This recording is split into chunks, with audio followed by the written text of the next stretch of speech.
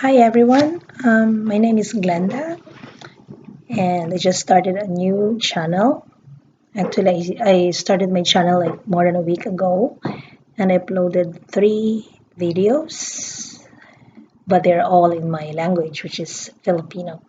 So I thought of uploading um, videos in English so that those of you who don't speak my language can understand what I'm saying. So, as I've said, I am from the Philippines and I came here in 2007.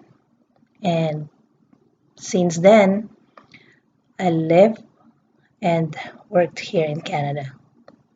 So, why did I make this vlog? Why did I start this vlog?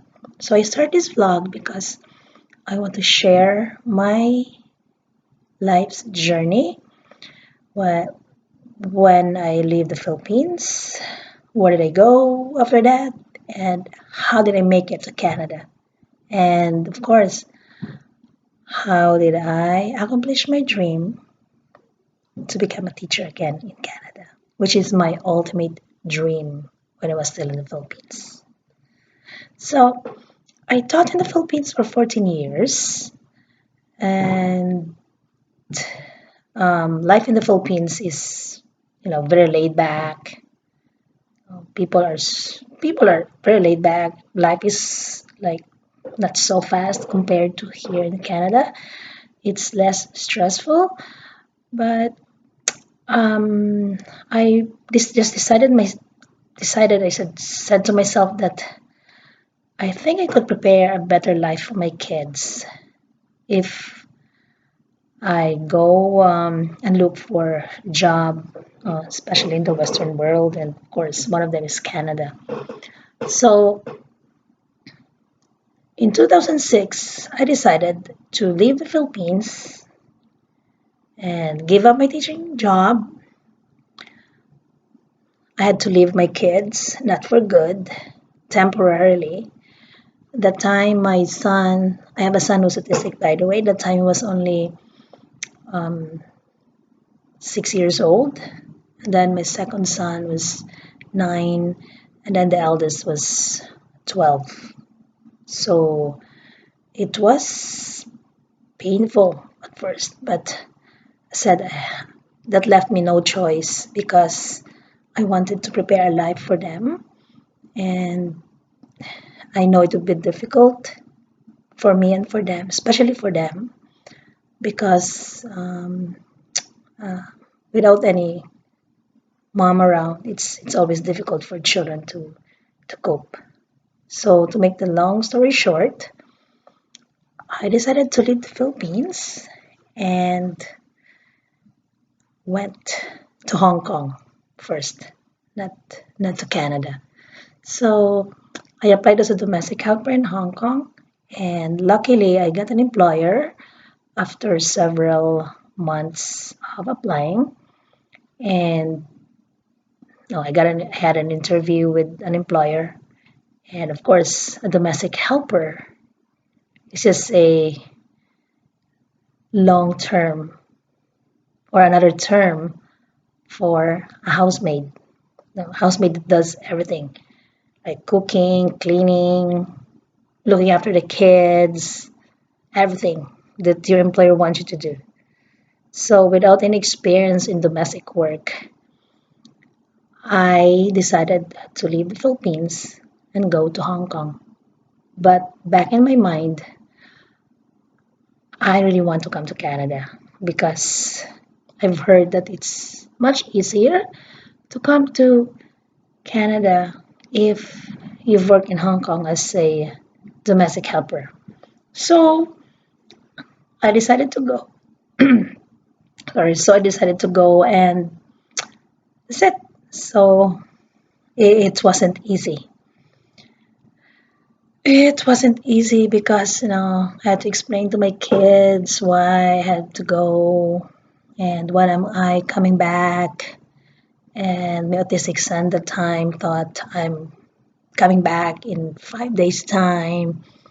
and he was so upset. Like every day he would wait for me at the door and say, "Mama is coming home." And it took him weeks to realize that no, Mama isn't coming home soon. So it was hard.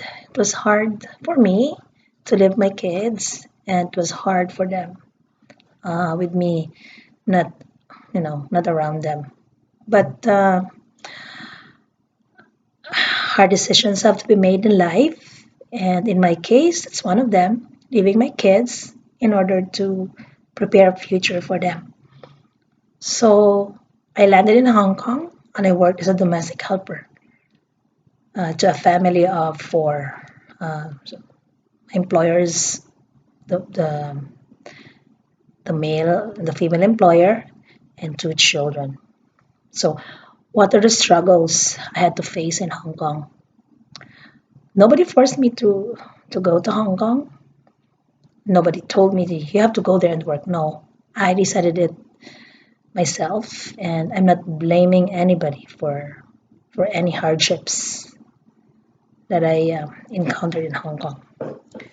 So I don't know if you're familiar with some of the struggles of the Filipino domestic helpers in Hong Kong.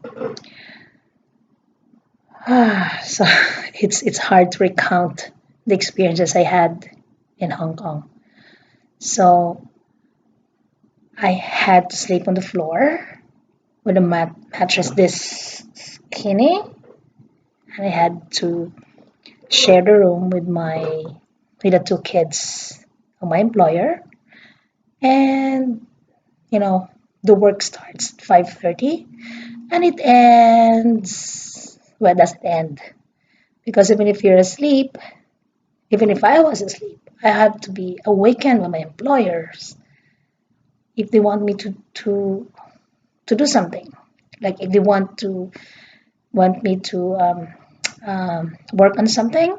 So even if it's only sleeping hours, I had to be waking up. So basically, it's a it's an on-call job being a domestic helper in Hong Kong.